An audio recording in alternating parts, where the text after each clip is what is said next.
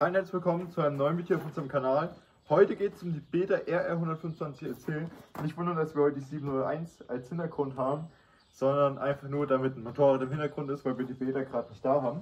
Und zwar geht es heute um den besten Sportauspuff der Beta RR125 SC. Wir haben jetzt 3 Auspuffe getestet. Einmal den X-Racing, den Radical Racing als Komplettanlage und den Leo Vince. Und alle 3 verschiedene Sounds kommen jetzt in dieses Video, mal ohne dB-Killer, mal mit dB-Killer, mal im Stand, wie sich halt das Motorrad mit dem Auspuff anhört, dass ihr wirklich dann auch auf dem Video einen Vergleich habt. Allerdings hört sich das ja auf dem Video auch wieder nicht ganz so an wie in Real Life, sage ich jetzt mal. Aber dann habt ihr eine eigene Meinung dazu. Wie gesagt, hier haben wir jetzt die 701 stehen, deswegen lasst euch nicht irritieren. Denkt euch, hier steht die Beta RR125. Deswegen würde ich einfach mal sagen, lasst euch einfach selber mal von den Auspuffen überzeugen. Schreibt eure Meinung dazu rein, das würde mich mal auch interessieren. Was habt ihr, was möchtet ihr euch dann holen? Welcher gefällt euch am besten von den 3 Auspuffen? Und falls ihr noch mehr über die einzelnen Auspuffe wissen wollt, haben wir extra Videos online. Könnt ihr einfach anschauen.